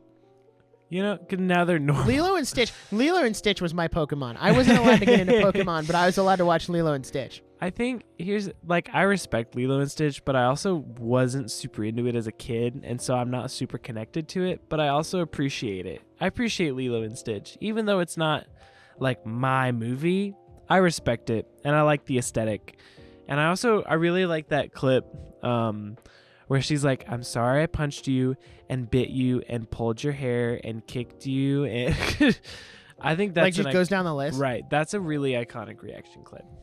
There's so many iconic moments where like Nani comes back and the door is like nailed shut and she like sticks her head through the doggy door and Lilo's like, leave me alone to die. I've quoted that on so many occasions and just like turns up the music. Like, yeah, this is me. I feel this. Yeah. All right. Number 4. Ready? We're getting into the objectively best territory. And I don't know if this is a hot take or not. I don't know what the vibe on this is. Number 4 for me is Big Hero 6. Ooh. I feel like this movie kind of flies under a lot of people's radars when they think about good animated movies, because I freaking cry every time I watch this movie. It's so emotional. The whole subplot of like his brother dying, spoilers, sorry. His brother dying, and then like his brother's friends kind of take him in and like make sure he doesn't go down this wrong path because he's shown that he could. I think that's so tender, and I think that's really sweet. And I think that this is Big Hero 6 is what I'm trying to think of how to articulate this thought. Big Hero 6 is one of the most unique and creative takes on a superhero movie I've ever seen. And in a world where the superhero movie market has never been more saturated, we need more of that. Big Hero 6 is a superhero movie at heart, but at the end of the day, it's also a super tender family movie that cares about emotions. And so Big Hero 6 just kind of, it pulls my heartstrings, and I quote it all the time. It's so iconic. I always say, "Hairy baby," or you could say, "Yes, nothing's better than free food unless it's moldy food." It's so good. It's just a great movie with, honestly, what I think is a great twist villain. I think the villain in Big Hero 6 is low-key really good. I really like his little, like, the microbot thing. Yes, the microbots. I really like that as a concept. Yeah, as, no, like, absolutely. It's like a weapon, but he also like doesn't want to use it as a weapon. There's a lot of really good moral questions that come up with like technology and just moral questions in general that I really enjoy about Big Hero 6. And there's that one, is it Imagine Dragons does a song at the end? Yeah. That's a great song. So I'd never watched the series, but I think I could get into it. Fake fan? You've never watched a series for your number 4? I'm sorry. That's heckin' cringe. Sorry. I was never like big into Big Hero 6. I've watched it. Yeah. And I've watched it like multiple times all the way through. Except our DVD was scratched, so we had to skip like a certain point towards the end to get it over it. But I will agree, it's a good movie that kind of goes under the radar. Mm-hmm. And I just think more people need to watch it. You're right. I actually, as you're going through this list, I'm adding a bunch of these movies to like my rewatch because I'm like, man, I don't know. I feel like it's been a while since I've seen these movies. I need to watch them again. I want to just go down my entire list and like just watch it all again. I think that's what I'm gonna end up doing. Yeah. So I'm like, dude, when was the last time I watched freaking National Treasure? Like, that's a banger. Also, I cried very hard in the theater for Big Hero 6, so that's what's up. What got you?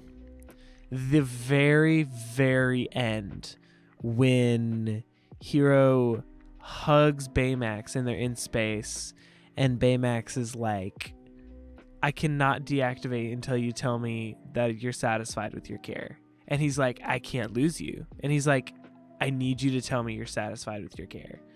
And he's like, I can't. But then he does. It wrecks me. But then he comes back and they just have a hug. Like, so freaking good. 10 out of 10. 10 out of 10. I don't Disney doesn't make movies that make me react like that anymore. And it's really tragic. So, yeah. Are we on number 3 now? Are we in the top 3 category? Yep. All right. Top 3. Top 3. Hit me with that number 3, dog. All right. Number 3. A movie that I also see this one go so underrated, maybe more so than any of the other ones on this list. Okay. I never see anyone talk about it. Okay. It's another one of those I grew up with because it was one of my mom's favorite movies, Okay. and now it's just kind of become my favorite, is a movie.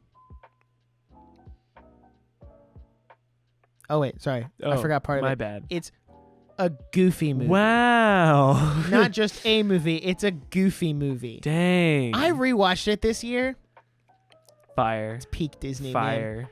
The comedy is great. The music slaps. Power the line, story, though. dude, Bro. the story goes so hard because it's like this dad trying to connect with his kid, and his kid wants nothing to do with it.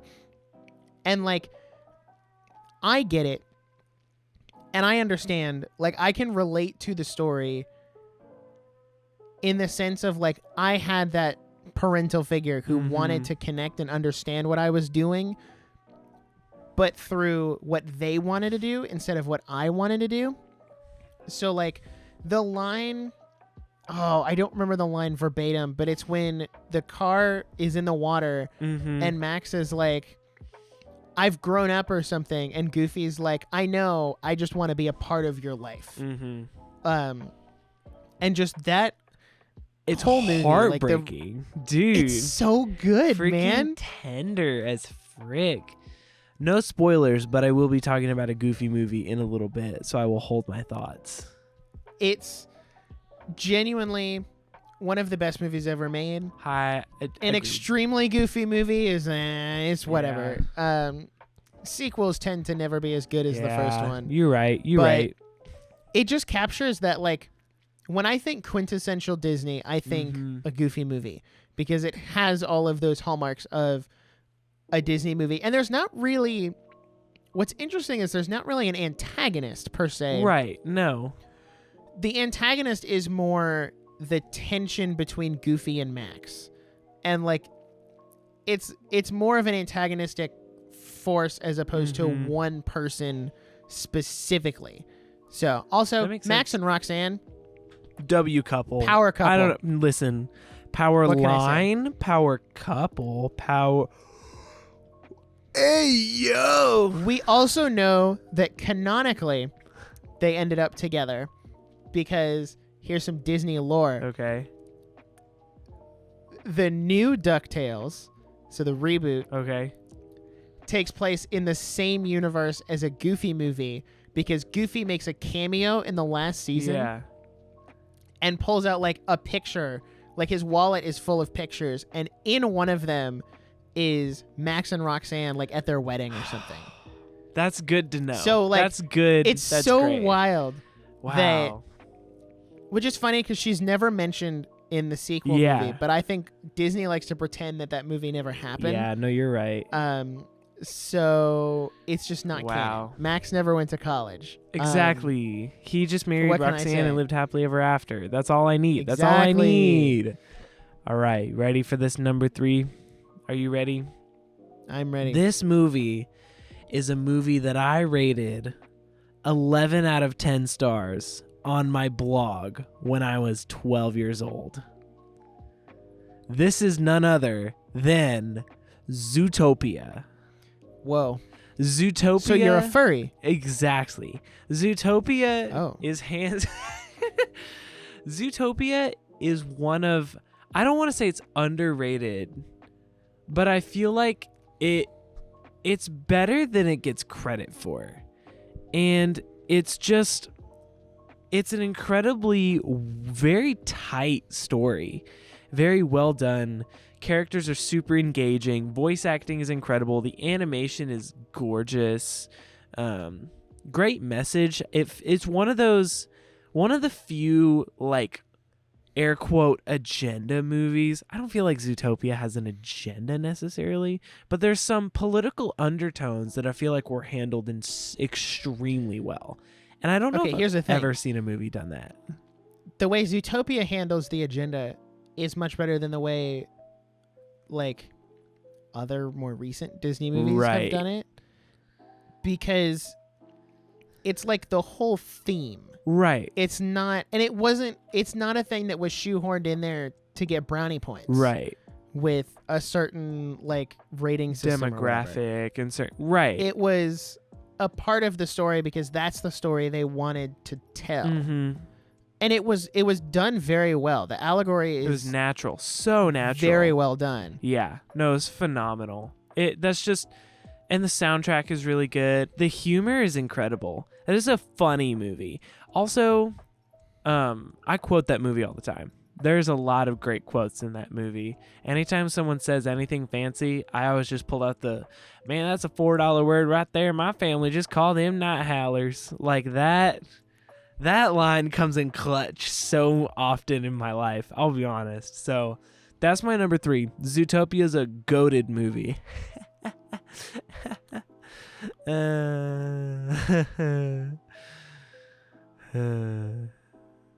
Number 2.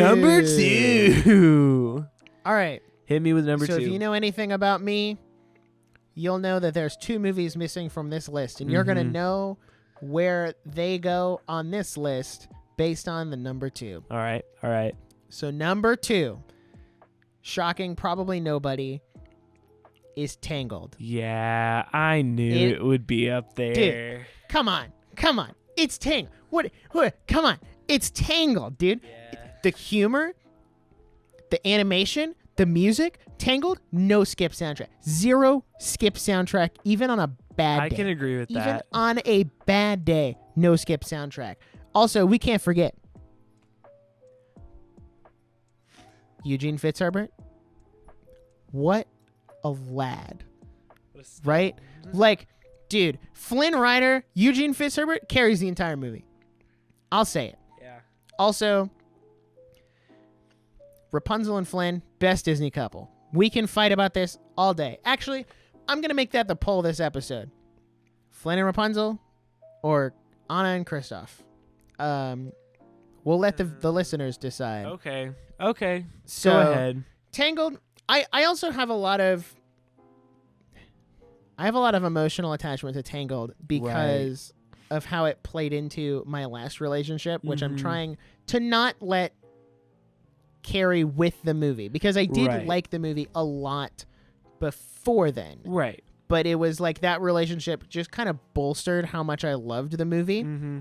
And now it's like sitting at my number 2 Disney movies of all time. So right. Absolutely. I also really love the series. I know that's not like that shouldn't influence the ranking, but it kind of does, because the series does a lot to expand on the lore, even with what little bit was introduced.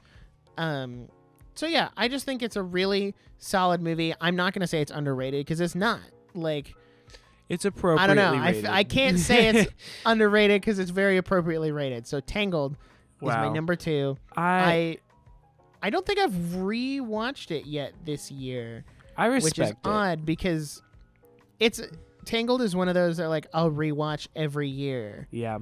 I think that's a good opinion. Tangled is a banger. Like, I can give you crap for me saying that Frozen is better all I want, but I cannot deny that Tangled is a banger movie with an amazing soundtrack I used to play the Wii game all the time. And so I think, Tangled Wii Let's Play on stream. Let's go. That is such a trash game, and that's why it's so fun. So I respect that. Nah. Tangled World and Kingdom Hearts 3. There you Dude, Tangled is in my honorable mentions, so I think that's a good opinion. Okay. Number 2 for me, I lied. This is my last live action movie. Okay. There's a live action movie in my number 2. Okay. Believe it or not. But it's a movie that has been a 10 out of 10 watch every time I've seen it, which is a lot. This used to be my go-to movie. If it was my turn to pick the movie, I would just throw this, like, this was my choice. Okay. You have any guesses? I don't know. So it's not a DCOM because you said there's only one Right. DCOM and we've already done It's live that. action. No It's a skip live action soundtrack. Disney movie. I know No all the skip words. soundtrack. You're gonna Incredible say it and I'm gonna cast. feel like an idiot. Incredible cast. Like cameos What? out the wazoo. Can I have a year? Oh, wait. okay. Wait. Is it Enchanted? No, it's not Enchanted. If Enchanted was on my number 2, that would be kind of a spicy take. My number 2. Do you want to guess or Go do you want for me it. to tell you? My number 2 is The Muppets. Yep. Yeah. Which is in. No! Yeah. How did I miss that? I don't know. Man, The Muppets has been in my top 10 movies of all time for so long. This was like one of those comfort movies for me as a kid. And I used to like listen to the soundtrack on repeat. And like on long car trips, I would just listen to Man or a Muppet like over and over again. And I would like build these fantasies of like me singing it in the rain. And I was so cool. And I still think that's a banger. You know, Man or a Muppet, Me Party. This is the best version of Rainbow Connection. Fight Me. The Life's a Happy Song. Amazing. Also, this movie is genuinely funny. It is so clever and hilarious, like the Muppets always are. And I just think anytime I'm at Hollywood Studios, I have to go see the 3D Muppet Show, even though I've seen it like 20 times. Muppet Vision 3D. Muppet Vision 3D goes so hard, and I have to see it every time I'm there, even though it's the same thing. And like the guy comes out and he's like, Bunny, but like, and I'm flabbergasted every time, guys. Like, it blows my mind. It's so good. So good. And the Muppets, the movie captures that for me. And amazing cameos and casting choices, like Jason Segel and Amy Adams. Is like just 10 out of 10 choices. Phenomenal. That's my number 2, The Muppets. You know, I really like The Muppets. Yeah. It's such a good movie. That's a great movie. It is genuinely underrated. Have you seen The Muppets like Office spinoff? Oh my gosh, I on forgot Disney about this. Plus? It is probably one of the most underrated pieces of media in history. No, it is. It needs a second season, and I'm very sad it'll never get one. That is one of the most acid trip of a TV shows I've ever seen. Because it's Right? The Office with But the it's the same Muppets. like level of content that The Office gives, but it's The Muppets. It's kind of insane. I cannot believe that this show was greenlit. But there's some jokes in there that I was like, oh my gosh, there is no way they got away with this. Like, that is a good show. I highly recommend that. All right. Is it honorable mention time? Honorable mention time. We've mentioned a few of them. I'm just have- going to kind of blaze through them.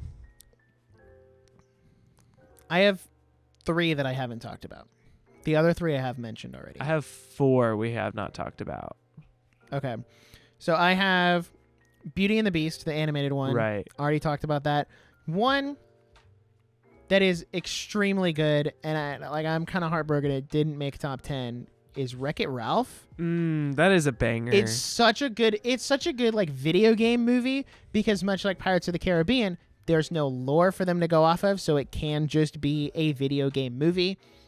Say what you will about Ralph Breaks the Internet, not as good. Never, No, it's like not. it was never going to be as good as the original. Exactly. It's just this really like heartwarming story because Ralph isn't really a bad Some guy. really incredible character I'm work. adding this to the man. I got so much to rewatch before Disney Plus ends. It's like, Man, I'm gonna have to go on a binge spree, I am bad, and that is good. and that's good. I will never be good. never be good, And that's not bad. And that's not bad. The only There's no one I'd rather be than me.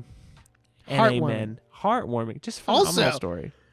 One of the best twist villains Oh my gosh. of the modern King age. Candy goes so hard. That is such a good movie.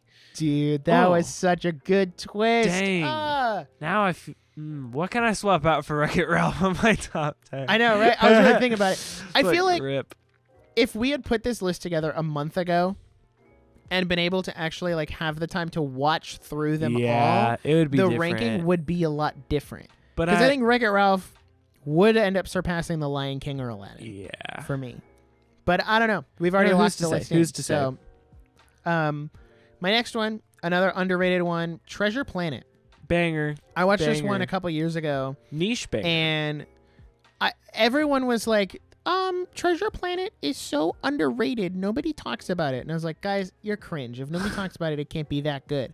And then I watched it, and I was like, W. Disney was really cooking with this one. Yeah. Treasure Planet and Like- Atlantis are the two, like, they're in the same vein of, like, phenomenal animated movies no one really talks about. It just has such a great story and Yeah. really good, like, it's a great world, and it's Yeah. a great setting that I really enjoyed. And I think if Treasure Planet, like, Disney needs to do more movies like Treasure Planet that are just kind of out there and experimental, but they have a lot of heart behind them. And I know they won't Yeah. because they're just, Because it won't make money. It They're won't put outside butts in of their- seats because it's not recognizable. which is so weird because I think if any other studio did a movie like Treasure Planet, it would do good. Like if Right. DreamWorks did a Treasure Planet, it would do great.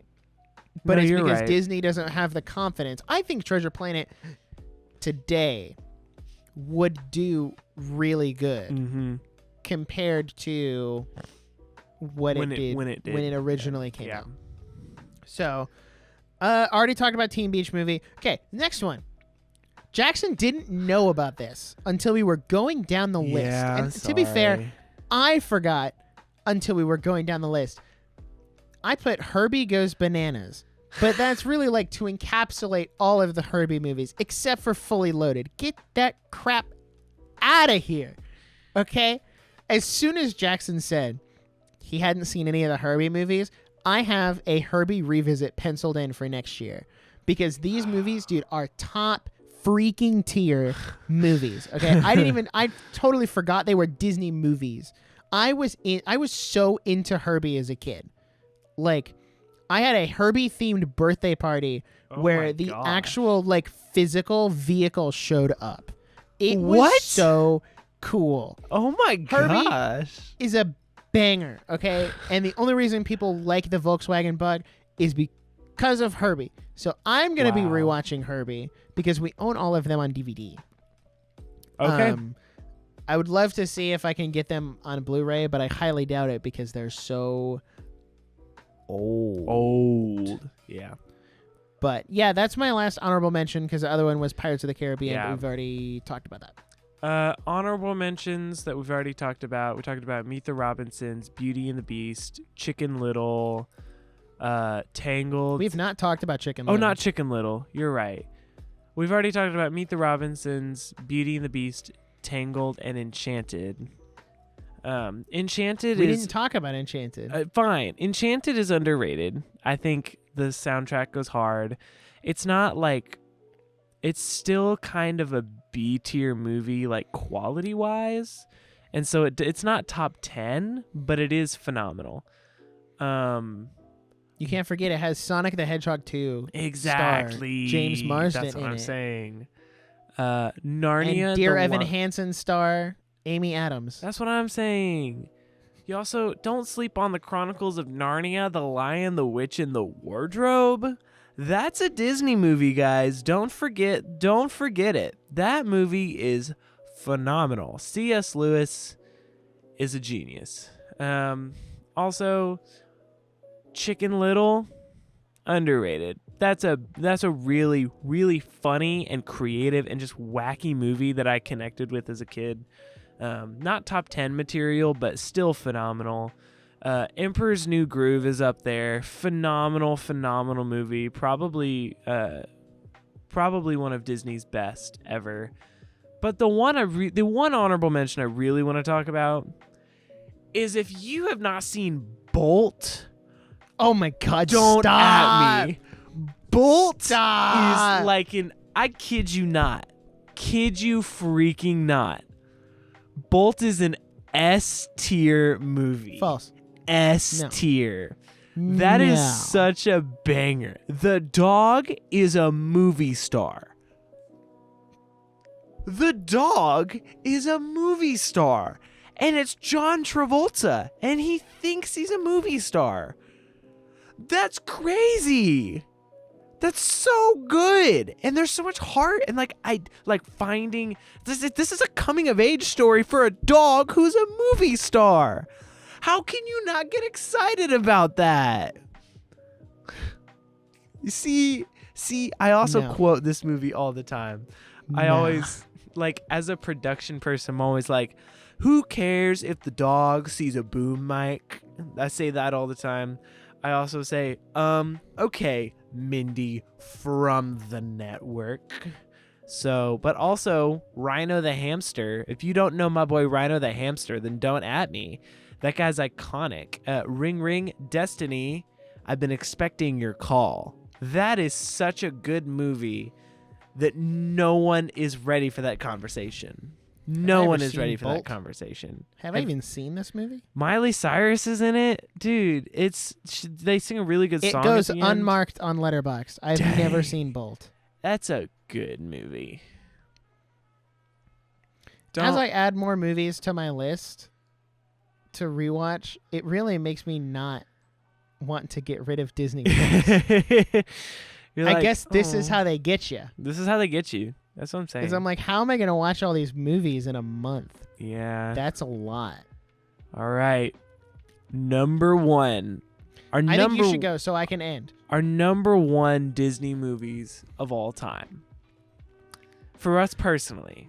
I would say I know what yours is, but it can't be Ratatouille. It can't be Ratatouille, unfortunately. But I think you already know what mine is. But I want to, before you say yours, I want to guess. Okay. Hit a guess.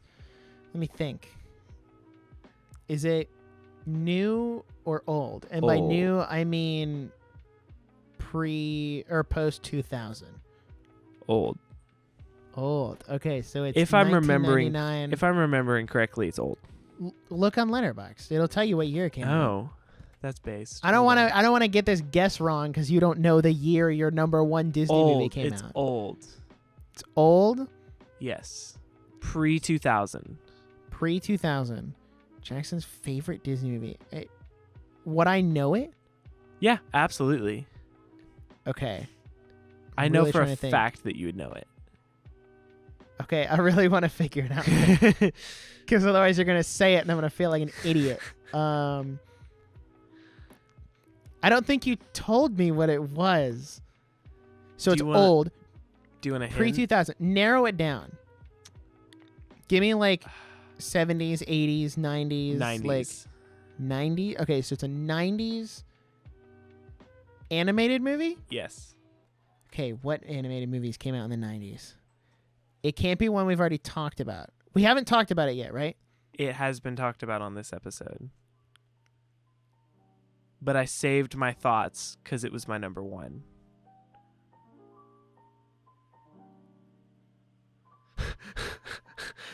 Wait. So we've already talked about it then. This is a movie that is on your list. Wait. My top 10 list or Yes. honorable mentions? Top 10.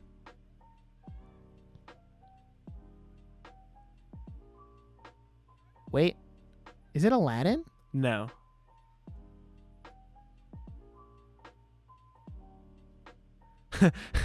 I really like this game. This is good. So the movie itself Yes. is on my top 10, Yes. not honorable mentions. Yes. It's one of the numbers. Yes. A pre-2000s movie. There's not a single one that we haven't talked about. It came out in 1995. It's one that you talked about, but I didn't say too much because I knew it was my number one. Is it a Goofy movie? Yes. A Goofy movie is my number one Disney movie. What? Yeah. Honestly, I'm not mad. Yeah. Mad respect. Yeah. It is a banger movie. I think that a Goofy movie is it encapsulates what Disney movies should be in my mind. And it's almost like the perfect Disney formula movie where it's like it has a lot of heart, it has a banger soundtrack, it has really good animation, it has recognizable characters, it has just a really good story that makes you feel, and what else do you need to say? Like, it's just a 10 out of 10 movie, and it's a movie I've always connected with. It really has. I really love the father-son dynamic in this movie of like, and we talked about this a little bit earlier, so I won't go too deep, but like, I really appreciated it wasn't like there's a villain in this movie, there's a bad guy in this movie. It's like, no, it's not a boring movie, but it's a calmer movie that shows you don't need to have an exciting incident and a big grandiose adventure and all this to make a compelling story. I think a Goofy movie does those things. They have a big adventure, whatever, but it's so grounded with like wacky twists in its own right that it makes it so realistic and enjoyable and relatable. That's what hits, is the relatability for me that goes so hard. Max and Goofy are an S tier combo in movies, like just as characters. Like their interactions are always phenomenal. Powerline is an icon. Roxanne is one of the greatest like Disney love interests of all time. Don't even fight me. Like, just all around 10 out of 10 tender movie I can turn on anytime and enjoy because it's so tender and sweet, and it's tight. It's a tight story. And it's like, I'm pretty sure it's a clean like 90 minutes. It doesn't, I think so. It doesn't like ever stay its welcome. And it's just overall, like, quality wise, 10 out of 10. That's what I got. That's my number one. Man. Do you know what my number one is? I think I do, but it's because of previous conversation. Do you want to try to guess? Is your number one Emperor's New Groove? Absolutely, yes! it is. Which is a good decision. Even though it's not in my top 10, I think that's a good decision. Emperor's New Groove, listen. If Disney stopped making movies after Emperor's New Groove, I would not be mad. I personally, clearly, because it's my number one, they've never made a movie better than Emperor's New Groove. It is so funny, but the humor is the best part of the movie because there's self-aware about so much in that movie. And I'm like, I don't know, man. It's just so good. It's also one of those that, because of the personal experience I've had, it's elevated a lot more. So in 2019, senior year of high school, my entire choir went to sing at the Candlelight Processional at Epcot. And while we were there, me and like the group of guys that I was friends with would all just like pop off these different Emperor's New Groove quotes just randomly. Oh yeah, it's all coming together. Yeah. Oh yeah, it's all coming together. Or like, Yzma, put your hands in the air when we're on a ride. Like, yes. Mainly Kronk quotes. Mm-hmm. But it was just like that experience of sharing that with other people. And then rewatching it, and like I have pretty much the whole movie memorized. Like when I watch it, I can essentially like lip sync the entire movie as I'm sitting there, and it's just, I don't know. The humor is what sells it for me because it's self-aware, but it's also like, I don't even know how to describe it. It pokes fun at itself and doesn't take itself too seriously, which is why I love it so much because, like the scene towards the end where it's Cusco and Pacha racing Yzma and Kronk back to the palace, and they like get struck by lightning and fall off. And then they like get there before Cusco and Pacha, and he's like, wait, how did that happen? And she's like, I don't know, Kronk, how did that happen? And he like pulls down this scroll out of nowhere and is like, you got me. By all accounts, it doesn't make sense. Or like when they are running during that scene, they have the little lines behind them for no reason other than like it's just a funny it's just joke. Funny. Yeah. Dude. And like Yzma is so over elaborate as a villain, and like you take her seriously, but you really don't. Yeah. Kronk is just Kronk, man. Like you can't. You can't. Kronk. You like, can't what, beat what am I Kronk. gonna say? What are you gonna say? Emperor's New Groove is also my number 3 favorite movie of all time. All time. So it's like I knew it was it's up up there. there. I knew it was up there. I love Emperor's New Groove so Dude. much. It's so That's funny. a good There's decision. so many good lines from it. The spin-off stuff was never as good. Right. But, you know, it is what You know, it is. Wow. That seems to be the trend That's for Disney. great. Unless you're Pixar, I guess. I guess. I don't know. Everyone knows Cars 2 is the best Cars. But Of course. Absolutely. maybe we can do a top 10 Pixar list sometime soon. We should bring on Logan and not allow him to talk about anything but Pixar. Heaven forbid he talks about anything but Pixar. Yeah, we have a trend. I know, right? We do that to our guests, but hey, Yeah. I think it's time to put a little bow on it. Wow. Top 10 Disney movies. Wow. Happy 100th birthday, Disney. Boo. You're now officially too old to play with I was about to numbers. say that. Yeah, I was about to say that. So that sucks. I don't know. Skill issue. Be better next time. Be faster. Dang. Skill issue. It is what it is. Wow. Wow. I can't believe Disney's 100 years old. That's kind of wild. Dang. Boomer. And like, I'll be alive for Disney's I'll be the haha funny number. I'll be alive for Walt Disney World's 69th anniversary, but also when Disney World turns 100, I will be 69. Okay. So you could be there. That's just kind of funny. Yeah, like I could Yeah. feasibly, realistically still go and be there. And it's like, man, Dang. I won't get to see Disney like as a company. I won't get to see their Their 200th. 200th. Assuming they make it to 200. The rate they're going, they might not make it to 110. You know, who's to say? Man. Okay, so I know there was a lot of talks a couple weeks ago, or like a couple months ago, about Apple buying Disney. Would Mhm. Disney, like, how would you feel about that? Like, do you think a sale like that could even go through, or would that be too big of a monopoly for Apple to have? I think stranger things have happened. I think it could. I don't think I want it just because I feel like combining big companies just isn't working, because at some point we're just going to give all power to one company, and that's just not a Right. good idea. So that's just kind of where I'm at, is I'm like, no, I think we need a change at Disney, but I don't think selling to Apple is the move. Right.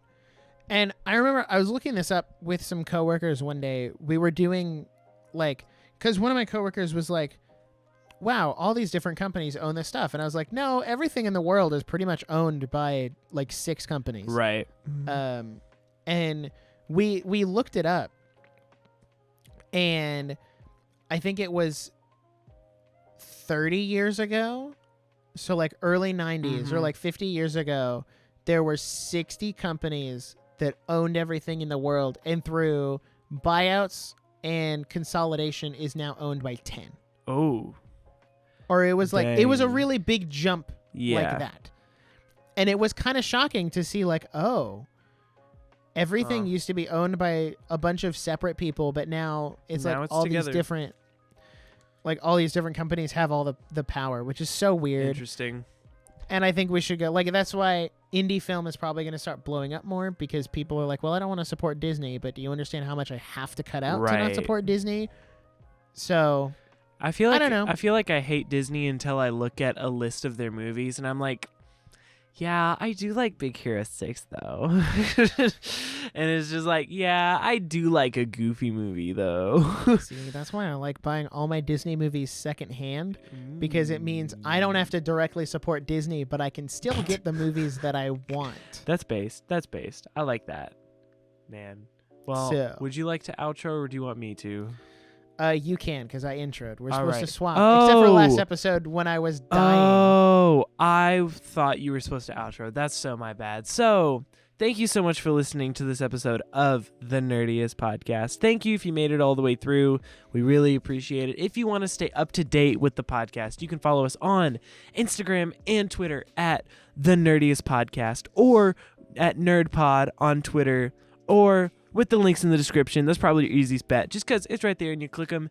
And if you like what we do here and you want to support the show, you can check out our merch at our official website, thenerdiestpodcast.com. Or you can join our Patreon and get exclusive benefits, including a monthly bonus episode and behind-the-scenes content. Speaking of which, we'd like to thank one of our Patreons, Bearded Mana, for being a part of the Nerdiest Max tier. We appreciate you, good sir. Thank you very much. But if you're tight on cash, which we all tend to be, the best way to support us is by leaving a 5-star review wherever you're listening, on Spotify, Apple Podcasts, wherever, and sharing the show with a fellow nerd that you think would enjoy, and subscribing on YouTube, because the YouTube is growing and getting some great original content there. So thank you so much once again for listening. We cannot wait to see you in the next episode. Until next time, bye.